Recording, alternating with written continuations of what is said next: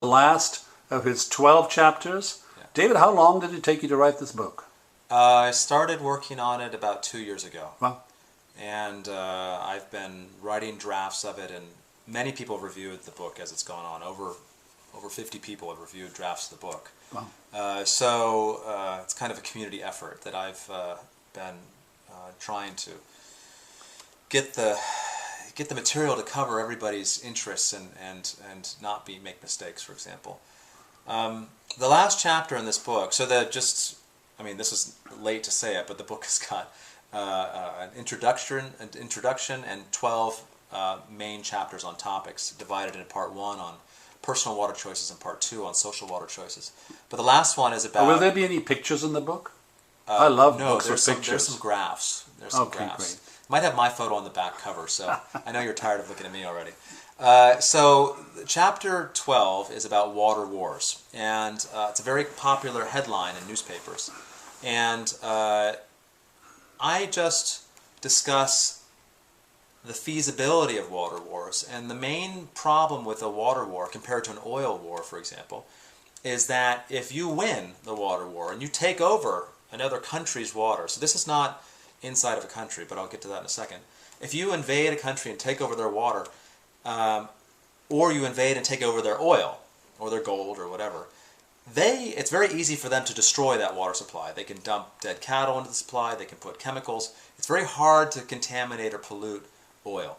So in that sense, a water war is not as likely because of whoever wins may never win. On the other hand, I get into a conflict over water, which is a much more common issue, and that tends to happen inside a country where certain interest groups, a group of farmers want the water, and then a group of environmentalists want the water, and they are fighting, but they're fighting in a political arena, and there are politicians who are enjoying this fight because each group is contributing time and money and attention to those politicians, asking them, please, would you resolve the dispute in our favor? And in some cases, the politicians don't want to resolve this dispute because it makes them important and gives them some work to do. And on the other hand, the two parties to the fight do not want to resolve the issue because if one loses, they lose everything.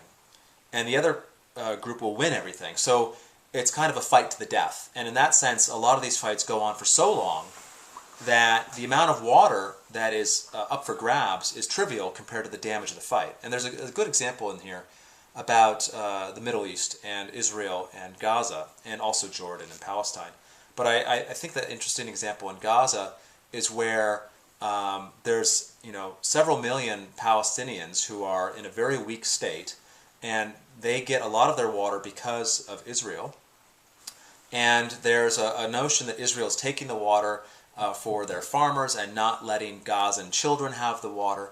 And I review a book by a group of experts in Middle Eastern water. They're all from the region.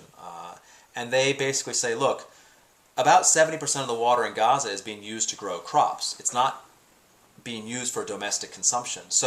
And the farmers that are using that water are paying only about 2 cents per cubic meter, whereas people in the house will pay about $1 a cubic meter. And that's actually $1 a cubic meter is what most people in the developed world pay for their water. So farmers are paying a very small amount of money to use a whole bunch of water.